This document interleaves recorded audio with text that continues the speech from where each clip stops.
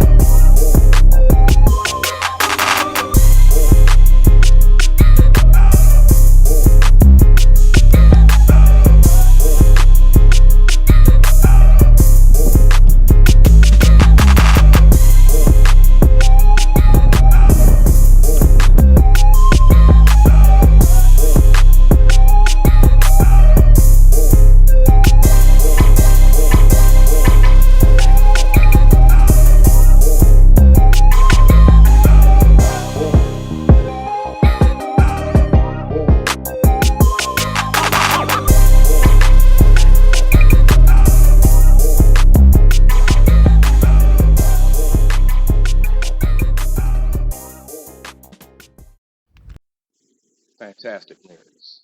Really, really good visibility. Got your little 3D, what do you call it, surround view camera right here. You never really get to pick it to see out of it by itself, only with the 3D action. But the other cameras, you can choose to look directly out when you're parked or when you're trying to back up. It's pretty much standard issue these days.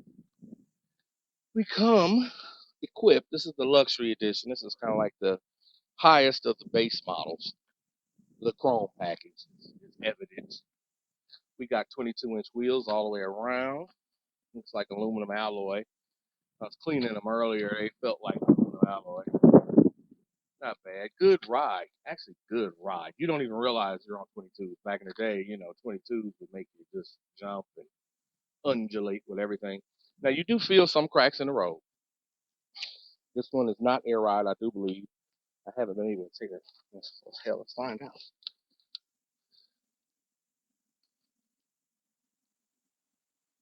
Nope, you got coil springs. So, whenever you got coil springs, it's not air ride. The upper models. The upper models will have air ride.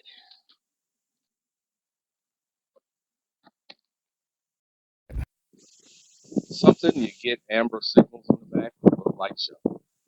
I love the amber signals. They're bright, big, good for turning, good for letting people know you turn. Now, American SUVs historically have never, ever had good taillights. The only exception was the, I think, 95 to 2000 Suburbans, Tahoes. That was it. They gave them amber turn signals, but they weren't LED. They were just regular bulbs. That was back before LED technology took over the planet. But along came Cadillac. A few years back, actually, the last generation also had these taillights, which are just absolutely lovely. Love having good ass looks on the road. Can't beat it. Which is pretty common these days, but the remote start. Now, as an owner of a vehicle, actually two vehicles, well, owner of one vehicle that I drive regularly that doesn't have this, I appreciate it. 2007 is when the Mopar started with the remote start and with the alarm. But now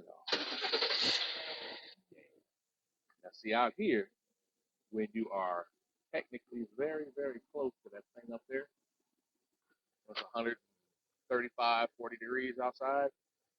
This is an excellent thing to have. I mean, even at we went to the Fry's supermarket out there. Okay? Fry's out here, we got supermarket there, the Kroger. It is actually the same Fry's electronics store, but different members of the family opened up different style stores after Pops died. But anyway, we went to the Fry's to check it out, right? Basically just like a giant Ralph's, no biggie. But coming out, It was 100 plus. Came out. We parked way at the back of our lot. I stood at the door when I walked out of the store, pushing the basket full of goodies, right? Hit the alarm, hit the remote start right here twice, like usual. Hit that, it started right up. By the time we walked to this truck, it was nice and cool. Because when you do that, you hear that? It's blowing on high, absolute high, right? So you come in, it's blowing on high, full vents everywhere, making sure this thing is nice and cool for you. Step on the brake, start it, and then the air goes back to wherever you had it set before. But I'm telling you, it did the trick. Not mad at all at the remote start. I Let's see. love and kind of don't like about this vehicle. Now, everybody knows about the Cadillac's augmented reality vision out to the front, right? Uh-oh. Let's get rid of that.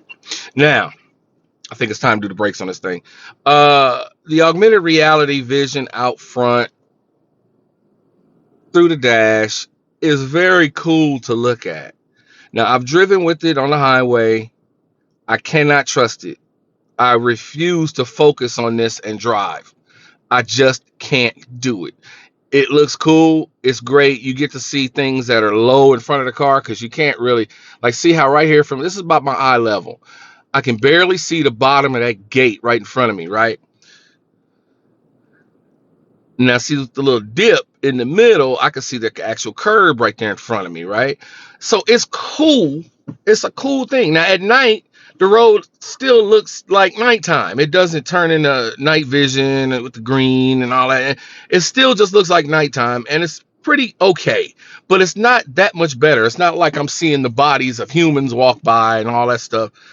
I don't, maybe this does it, maybe it doesn't, but I didn't see any of that. But I didn't really encounter any pedestrians out here on the back roads and out greater Phoenix, Metro Phoenix out here in the farms to the south. I didn't really see all of that. But like I said, I can't trust it. It just does not. I mean, I'm a driver. I've been driving over 30 years professionally, right?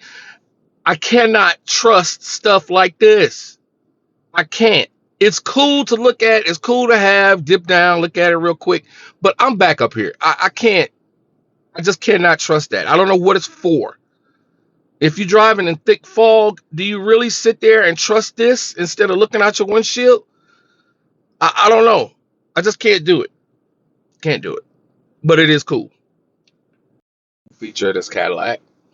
Of course, you know how I feel about the DVR mirror, about the digital mirror. I am spoiled beyond belief to these things. I cannot and will not go back to a regular mirror where I have to turn around and look at heads and baggage and try to see out the back of the car. It's not that good. Now, see, with this thing here,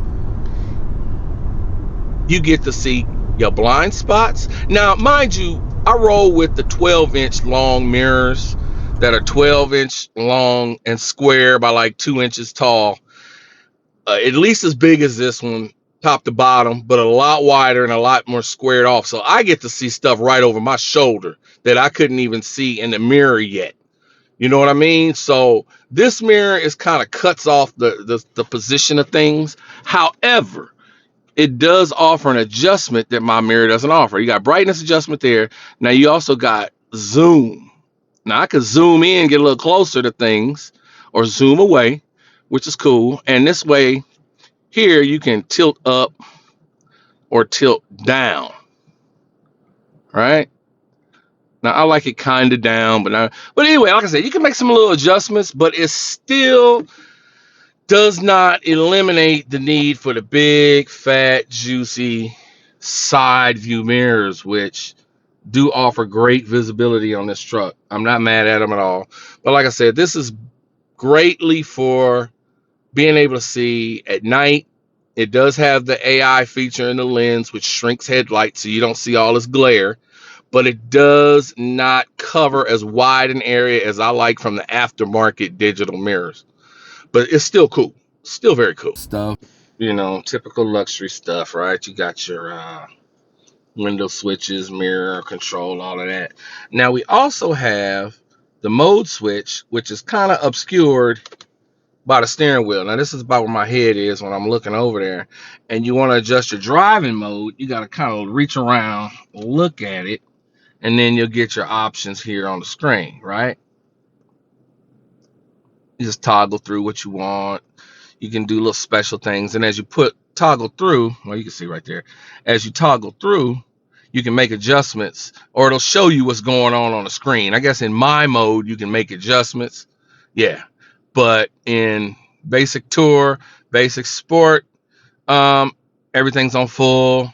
That's the way I like to drive it. That's the way I've been driving it, and I'm happy with it. I don't notice any real difference in the suspension. It's all cushy, nice, but it's not air ride. But I'm sure the shocks, it's got the magnetic shocks that kind of adjust stiffness a little, rebound a little bit. So I mean, you know, I guess you could tell what it does. You can look at all the other reviews on this truck. The interface is basically nice. It's cool. It's standard stuff. You're moving around with this thing here. Let's see. I'm not trying to dial a phone right now. Let's back out of this. Why is it making phone calls again for some reason? It's calling my own number. I don't have a need for that. I don't know what's going on, but a lot of stuff's going on. Anyway, got your map functions here. You know, search where you want to go, recent settings, all that good stuff. And you come back, and now you got your main menu, highlights whatever you're doing. Park assist, and you got your other menu. As you rotate this little wheel down here, it keeps going back and forth around. So, you know, different things. You can adjust the rear media, I guess. The TV screen's back there. You can watch. It's got its own Wi-Fi, so you know. But all you people with new cars, you know about this stuff already. Move the wheel over, you get other stuff. In my Cadillac, if you want to get in there and do some stuff, talk to Cadillac about the truck. Camera, now you can only access this function while you're sitting still. You got the normal front view. Let's see, stay on the front view. Normal. Oh, got to click it. Wide view. See the difference between normal and wide view? That's normal. Wide. Got your overhead. Now, at some point while you're moving, you can't use this, which I think would be so cool if somebody lets you have this while you're driving. I don't know why they refuse to do that. Overhead. You got side camera. Now, this is the side camera I was talking about. You get to see your front wheel. See? That's the front wheel. Now, let's go back. Damn it, went too far. All right, we'll go back to the back camera. Back camera, you got the back of me back there, wide angle, which is a little distorted, but excellent for backing out of a parking spot. Because this truck, no matter how good the windows are, it's still tough to see out the back to the side. Got your overhead, which shows you the ass end, and also got your full 360 over there. And you got side view out the back. That's not the front wheels, that's the back wheels. You can see if you're about to hop a curb. Now we got the all the way around. Look at that. Look at that. This truck is not that clean. But still, you got that one. You can just keep moving around, which is so super cool. You know how that is. This is something I wish I had on my old cars. It's very cool. Especially you can watch to see if anybody's creeping up on you, you know what I'm saying? You're in the Cadillac, so you kind of got to watch your back. I like the idea that this one is black because it makes it look like a limo driver, and limo drivers be strapped sometimes. So, you know, it deters a little bit, I would imagine. But, you know, nevertheless, let's get out of the camera mode. Let's see. Oh, good vehicle information. Because, see, with these newfangled computer dashes and whatnot, let's put the regular gauge cluster back. With these little computer gauges, you don't get like all your information. You get fuel, RPM, and speed. That's all I can see. This is not really configurable. I have not been able to configure it in any way other than I can put up the map, the navigation map, but it's not satellite image, which I would love if it was Google with the satellites, because I use buildings to see where I'm going to. You know what I mean? I need to see if I'm driving around back, if there's a gate, you know what I mean? Stuff like this. It's little digital crap. I can't do it no more. And the AR camera. Let's see, you can adjust your heads-up display here. I know I'm kind of all over the place. I don't know, can you see the little numbers there? Anyway, you can display that. Or, oh, there's your mileage and stuff. Dad burn it. I've been wanting to fix this for a minute. Man, I've been looking all over for that. I could not find. I was gonna make a video about how hard it is to find a trip computer, and here I go, I find it while I'm talking to y'all. Okay, it's like buying a new phone, man, a new brand of phone. You gotta start all over from scratch, figure out where they put stuff. Anyway, like I was saying, this dash, I cannot reconfigure it in any way. So I'm looking at it, I got nothing. I don't know, but I'm driving across the desert into Phoenix area from LA, right? I need to know if this thing's getting hot on me. I'm curious about that. I mean, I'm assuming it's great and it's not having a problem. The air conditioning's blowing cold the whole way here. But I like to know what my temperature is doing, my coolant temperature specifically, transmission temperature. Also, this way over here, this is how you do it.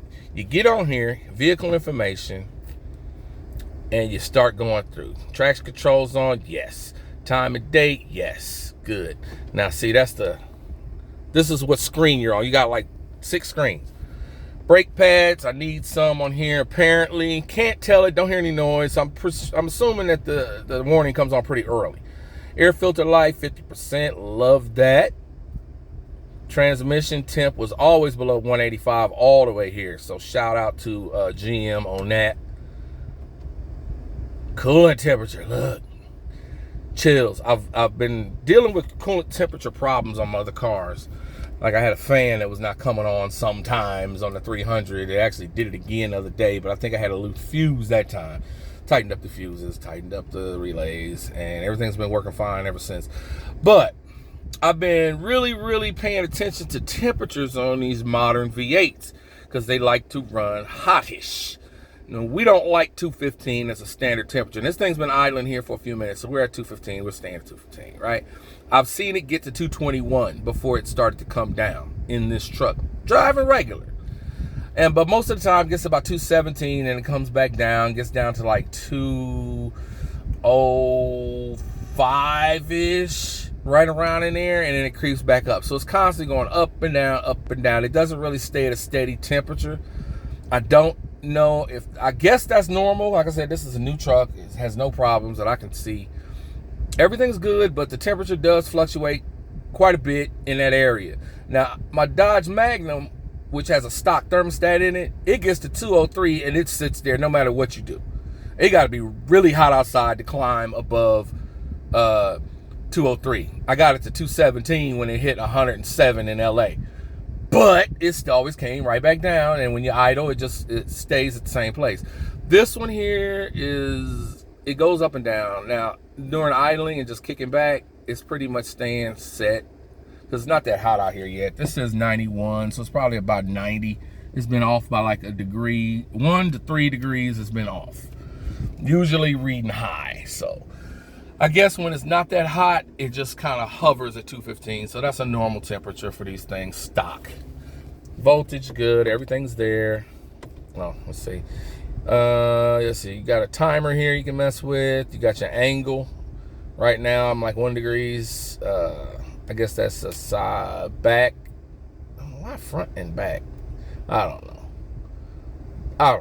Yeah, y'all off-roaders gonna have to explain that to me because I'm not getting it. But anyway, engine hours there, that's good.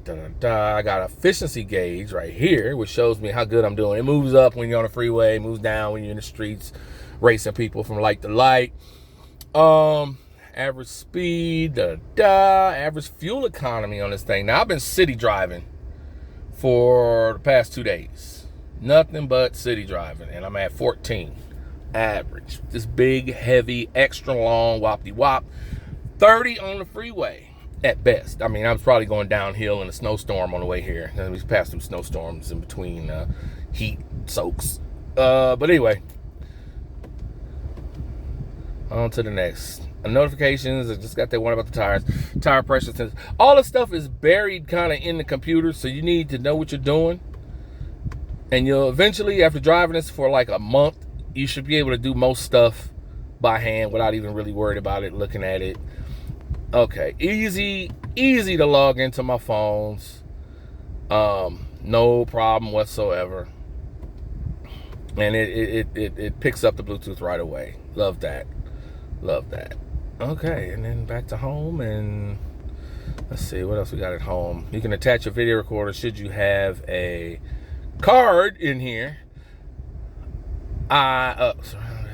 Dismiss.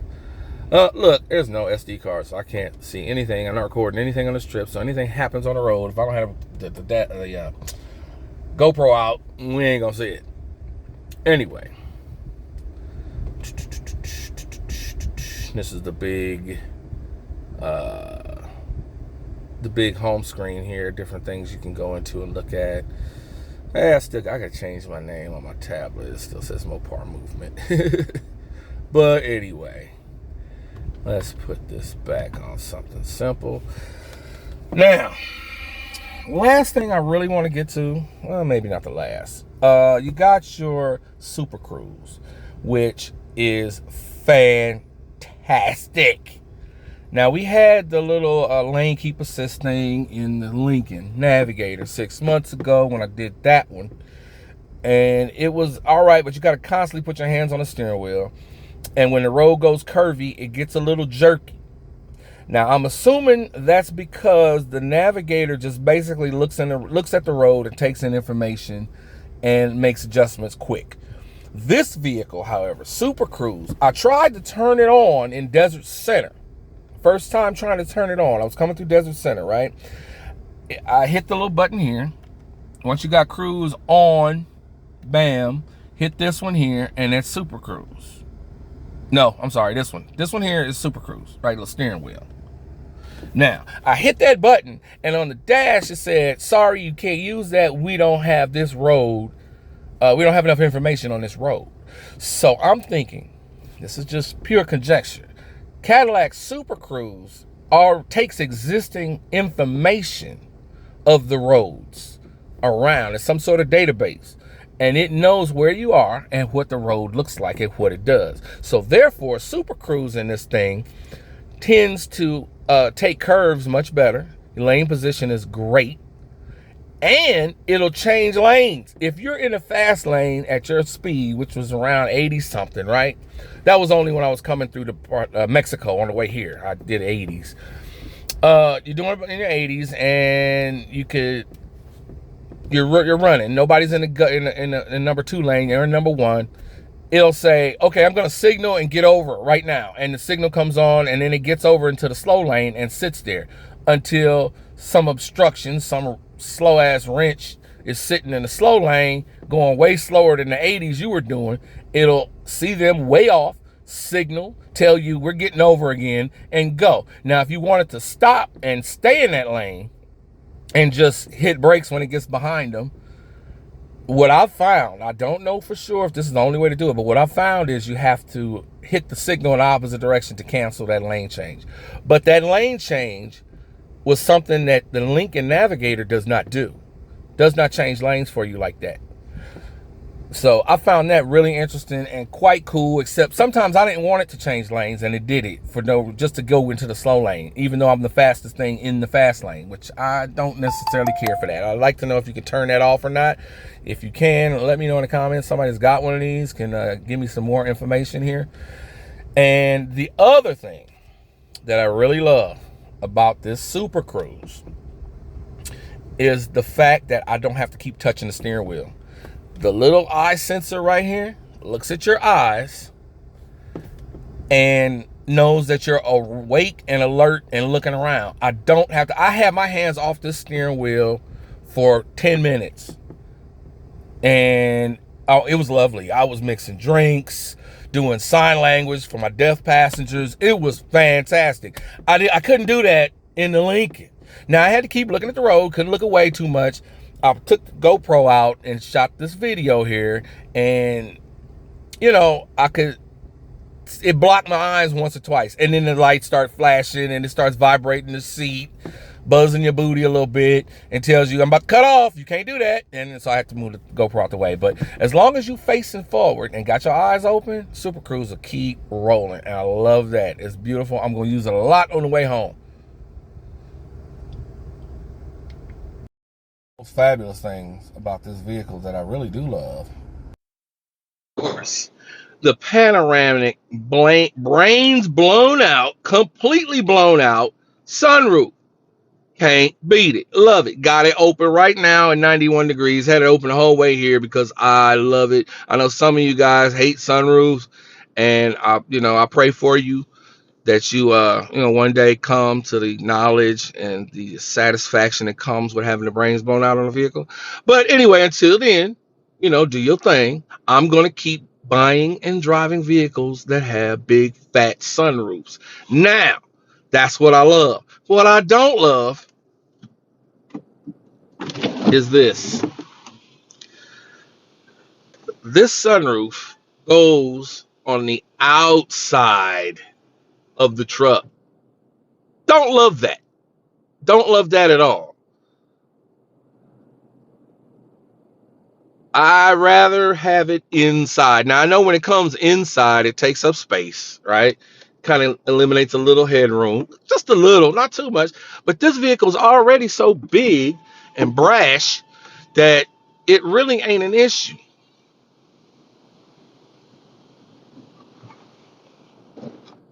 But I like the inside sunroof. I think the inside retractable sunroofs are safer.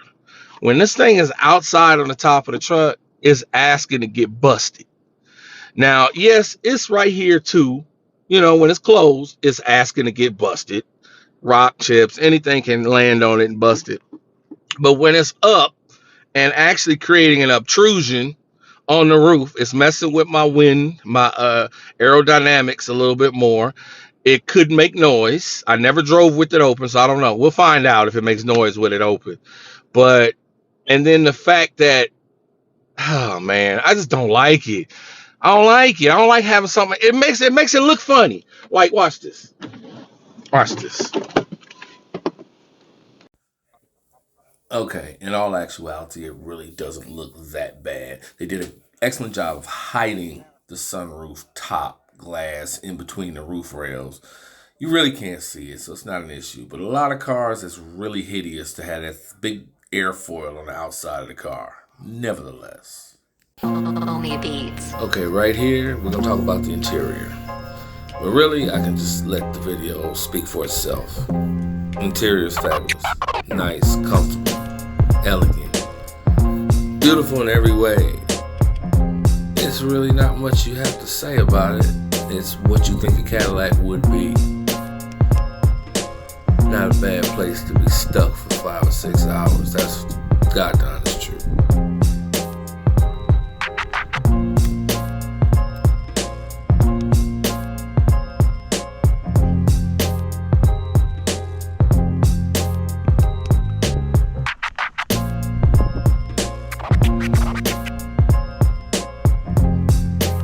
One of the things you ask for with a spaceship is space, and you got plenty of it.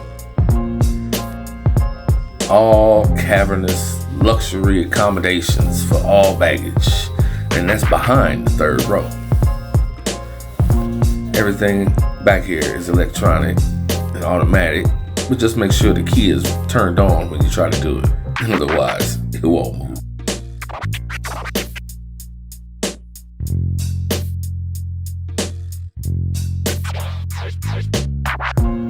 Well, as we come to the end of this video, as you can tell, my lips aren't quite moving with what I'm saying. We had some heavy audio difficulties during filming. Just make sure that the vehicle is not Bluetooth connected to the phone that you are shooting your video with, and the microphone won't switch back and forth, and sometimes won't be gone altogether. But anyway, this is a spaceship.